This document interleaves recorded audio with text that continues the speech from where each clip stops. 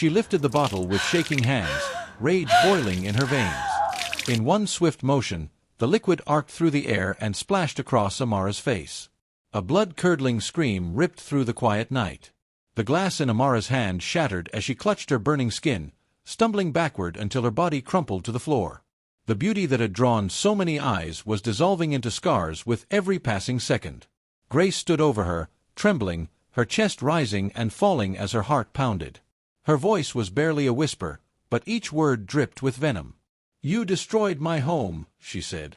"Now I've destroyed the only thing you ever valued, your beauty." "Sit tight. Let me tell you the shocking story of how it all began." Amara had always known that beauty was power. From the very first day she stepped into the university, she understood that in a world where money opened doors and status determined respect, her striking looks could be her greatest weapon. With her tall frame, smooth caramel skin, almond-shaped eyes, and a smile that could melt even the hardest hearts, she never lacked admirers. But Amara was not like other girls who flirted for attention or compliments. She wanted something more: luxury, security, and a life free from the poverty that had trapped her family. Her childhood had been anything but easy. Born into a struggling household, she often went to bed hungry. Her father, once a promising clerk, lost his job when Amara was just 10, and her mother sold vegetables in the market to keep them afloat. Amara hated poverty with a burning passion. She hated the cramped rooms, the torn clothes, the ridicule from her classmates who came from wealthy homes. Somewhere deep inside, she promised herself that she would never remain poor, no matter what it took. By her second year in the university, Amara had already mastered the game. Lecturers were easy targets. Most of them had wives at home but could not resist a young, beautiful student offering soft smiles and lingering touches. When she wanted good grades, she knew exactly how to get them. She never failed a course, not because she read harder than everyone else, but because she understood how to manipulate the men in power. Her friends whispered about her lifestyle, some with envy, others with disgust, but Amara didn't care. She was climbing her ladder out of poverty, and nothing else mattered. Outside campus, her reputation was even more notorious. She had sugar daddies in the city, wealthy men who paid her rent, bought her clothes, and took her on vacations. Amara learned early that men were willing to spend fortunes just to have a beautiful woman by their side. And she made sure to keep herself valuable, never staying too long with one man, always moving to the next bigger fish. By the time she graduated, Amara was living in a rented luxury apartment far away from the slums she once called home. She drove a car gifted by one of her lovers, wore the latest designer outfits, and ate in the finest restaurants. On the outside, she was the picture of success, but inside, she was restless. The gifts and trips excited her for a while, but they faded quickly. What she wanted was more permanent: power, influence, and above all, the kind of wealth that no man could ever take away from her.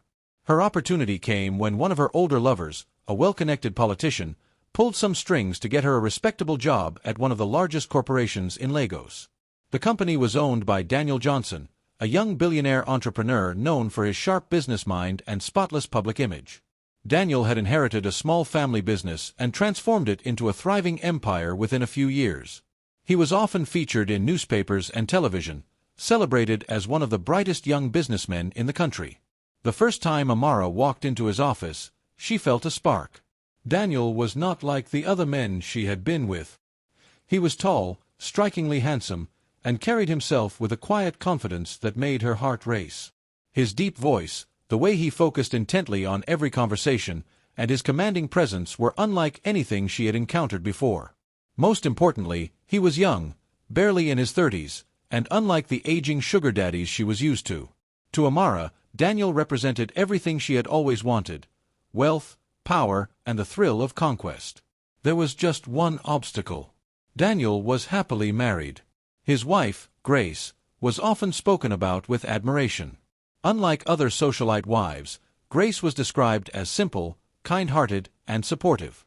She had been with Daniel long before his rise to wealth, and together they had built a peaceful home admired by many. Pictures of them at charity events and corporate functions always showed a smiling, loving couple. But Amara was not moved by that. In her mind, every man had a weakness, and she was determined to find Daniel's. From the very beginning, Amara planned her approach carefully. She knew better than to come on too strong. Men like Daniel needed time, persuasion, and the right moments to be ensnared. She made sure to always look her best whenever she had reasons to visit his office, wearing elegant but revealing dresses, speaking softly, and letting her perfume linger in the air. Sometimes, she would drop her files on his desk and lean over just enough for him to notice her curves. Other times, she would laugh a little too warmly at his jokes, her hand brushing his arm ever so gently. Daniel noticed her games, of course. A man like him was not naive. One afternoon, after she had lingered too close, he leaned back in his chair and said firmly, "Amara, I respect your work, but I am a married man. Don't try this again." His eyes were stern, his tone final. For a moment, Amara felt embarrassed, but it didn't last. Instead, it only fueled her determination. In her experience, no man could resist forever. They might fight at first, but eventually they gave in. She told herself Daniel would be no different. So she tried again. The next day, she came in with a fitted red dress that clung to her figure. She bent over to arrange documents on his desk, her perfume filling the air. Daniel frowned and dismissed her quickly, but she noticed his eyes flicker for just a second. It was enough to give her hope. For 4 days in a row, she tested his resistance. Each time, Daniel turned her down, warning her more sternly, but Amara only grew bolder. She believed that persistence was the key. All she needed was the right opportunity, the perfect setting where Daniel's guard would fall. That opportunity came sooner than she expected. When Daniel announced that she would be accompanying him to Abuja for an important business meeting, Amara's heart leapt. She knew this was it, the chance she had been waiting for. A long trip away from Grace, late nights in a new city, and countless opportunities to play her game. As she packed her bags that night, she stared at her reflection in the mirror and smiled. "Daniel Johnson," she whispered to herself, "you will be mine." For Amara, it was not just about attraction. It was conquest. It was about proving to herself once again that no man was beyond her reach. And in her mind, the young billionaire was already halfway hers. The Abuja sun was just setting when Daniel and Amara checked into the Grand Hotel. The business meeting had dragged on longer than expected, filled with endless negotiations, tense boardroom discussions, and late signing of documents. By the time they were finally done, it was almost midnight. Both of them were exhausted, but the real shock came when the hotel receptionist informed Daniel that only one room was left available. "We're fully booked, sir," the young man at the counter explained politely. "There's only one executive suite left." Daniel frowned. "That won't work. We're 2 people. Sir, you can share." "It's a very large suite," the receptionist said, almost apologetically. Amara stood quietly beside Daniel, but inside her heart was dancing. This was the perfect setup, an opportunity no amount of planning could have orchestrated better. She tilted her head slightly and pretended to look worried. "Sir, maybe we should just take it. Everywhere else will be full at this time of the night." Daniel hesitated. His conscience screamed at him. But they were in a strange city, too tired to search for another hotel. After a long sigh, he finally nodded. "Fine. 1 room." When they entered the suite, Amara marveled at her luck. The room was lavishly decorated, with a king-sized bed in the center, a glass table, and a minibar stocked with drinks. She dragged her suitcase inside and quietly observed Daniel as he called his wife. "Grace, my love," he said warmly, "the meeting ran late. We won't be able to make it back to Lagos tonight. The hotel was full, so Amara and I will have to manage 1 room. But don't worry, I'll be fine." Grace trusted him completely. She wished him a good night, told him to rest well, and ended the call with her usual, "I love you." Amara, meanwhile, had been busy at the minibar. She poured 2 glasses of wine and secretly slipped a powdery substance into one of them. She had been saving it for such a chance, something to weaken his resistance, to blur the edges of his sharp morals.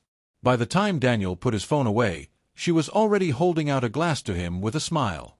"You've worked so hard today, sir. You need to relax." Daniel accepted it absent-mindedly. "Thank you." He took a sip, his mind still on Grace's voice, but within minutes the drink began to work.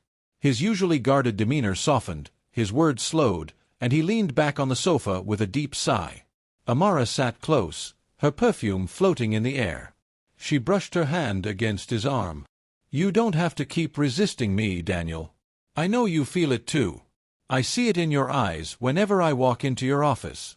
You're a strong man, but even strong men have needs." Daniel tried to protest. "I told you before, Amara, I'm married." But his voice trailed off as she leaned closer, her lips almost brushing his cheek. She whispered softly, "Just tonight. No one will ever know." The battle inside Daniel collapsed. He had resisted her for days, but in that dimly lit hotel room, with his guard lowered and his senses clouded, he fell. That night, Amara's plan came true. The following morning, Daniel woke up in confusion. His head ached, and guilt weighed heavily on him as he looked at Amara lying beside him. She smiled victoriously, stretching lazily like a cat that had caught its prey. "Good morning," she purred. Daniel sat up quickly, his chest tight. "This should never have happened," he muttered. But Amara wasn't bothered. She knew from experience that men always said that the morning after. Yet, more often than not, they came back for more. On their flight back to Lagos later that day, Daniel was quiet and withdrawn. He thought of Grace and the betrayal he had committed. But Amara, sitting confidently beside him, felt triumphant. She knew she had finally cracked his shield. Now it was only a matter of time before she tightened her grip on him. Back in Lagos, the cracks began to show almost immediately. At home, Grace noticed subtle changes in her husband. Daniel, once attentive and loving, suddenly seemed distracted. He returned home late from work, claiming business meetings and traffic as excuses.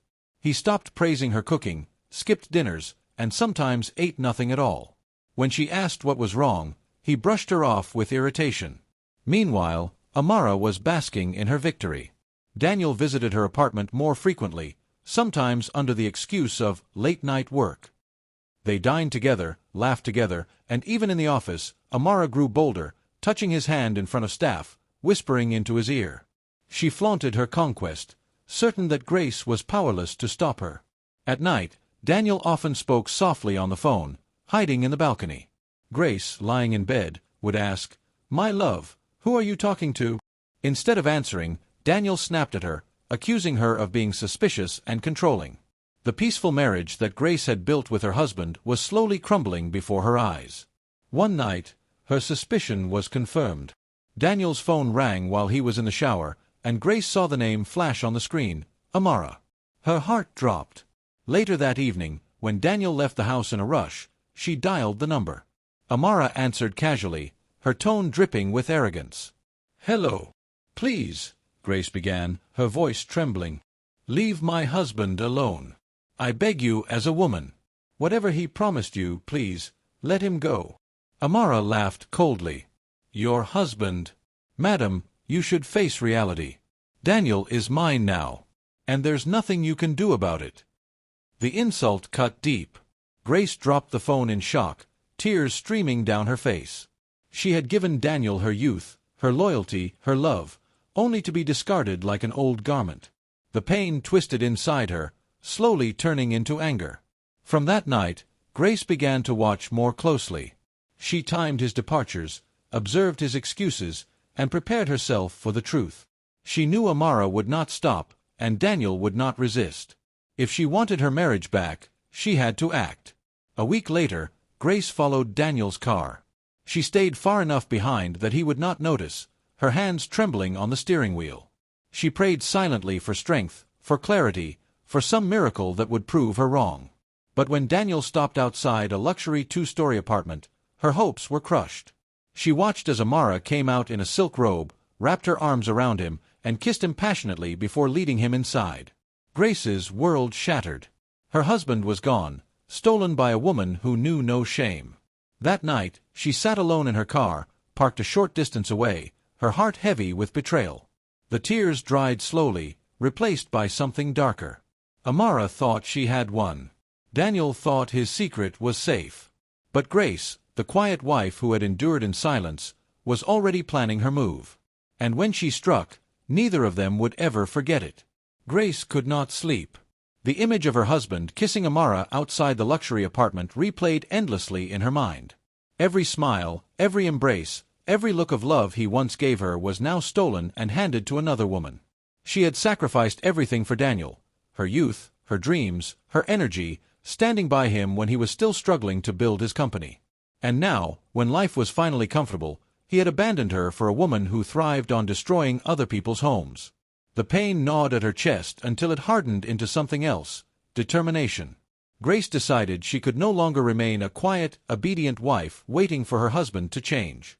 If Amara had chosen to mock her and take her husband, then Amara would have to pay a price. The next afternoon, Grace confronted Daniel at home. She waited until he returned, his shirt collar slightly creased and the faint smell of perfume clinging to him, a scent she recognized as Amara's.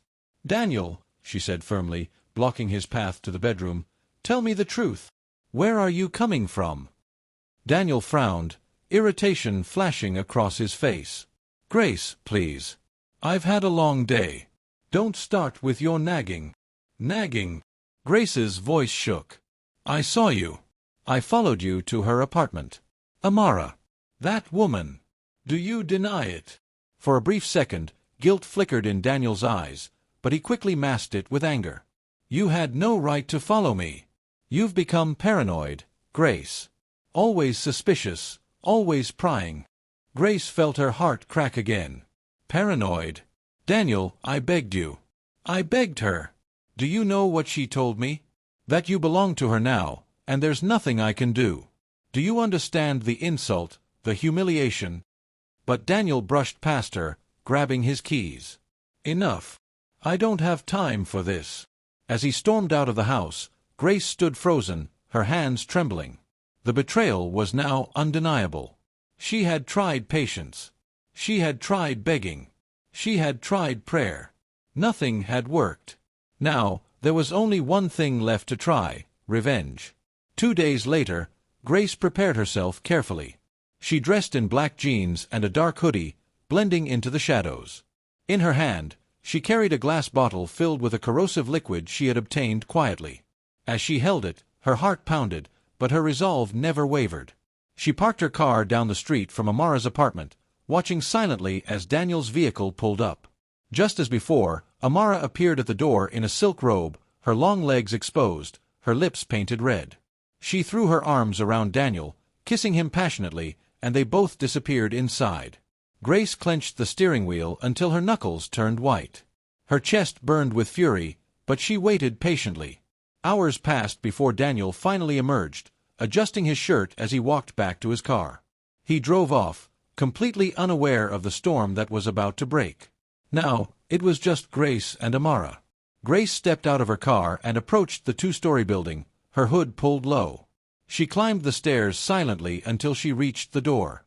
Just as she raised her hand to knock, the door swung open. Amara stood there, smiling smugly, dressed in a short, revealing white robe. She had a glass of wine in her hand, her confidence radiating like a queen certain of her throne. "Oh," Amara said mockingly, recognizing Grace instantly. "Look who we have here, the poor wife. What are you doing at my place? Looking for your husband? He's already gone back to you. But you should know, he'll always return to me." The insult was too much. Grace's vision blurred with rage. Without a word, she lifted the bottle and hurled the liquid at Amara's face. The scream that followed pierced the quiet night. Amara dropped her glass, clutching her face as the liquid burned her skin. She staggered back into the hallway, collapsing to the floor as her beauty dissolved into scars. Grace stood over her, trembling, her chest heaving from the weight of her actions. "You destroyed my home," she whispered. "Now I've destroyed the only thing you ever valued, your beauty." Without another glance, she turned and walked away into the night. Amara was rushed to the hospital, unconscious. For 2 days she lay in a coma, fighting for her life. When she finally awoke, she found her face wrapped in heavy bandages. The doctors spoke gently, but the truth was undeniable. Her flawless beauty, the weapon she had used to climb through life, was gone forever. When the bandages were removed, Amara screamed at her reflection. Her once smooth skin was now scarred and disfigured. Her almond-shaped eyes were surrounded by burns, her lips cracked and uneven. She refused to let anyone see her, pulling the blanket over her head whenever nurses entered the room. The proud, confident Amara who once ruled over powerful men was gone. In her place was a broken woman who could no longer look at herself. Meanwhile, Daniel's world crumbled. The news spread quickly. His mistress had been attacked, his wife had vanished, and whispers filled the city. Grace had packed her belongings and left him, leaving divorce papers on his desk. He tried calling her, begging for forgiveness, but Grace never answered. She had given him her all, and he had thrown it away. Now she was gone, and nothing he said could bring her back.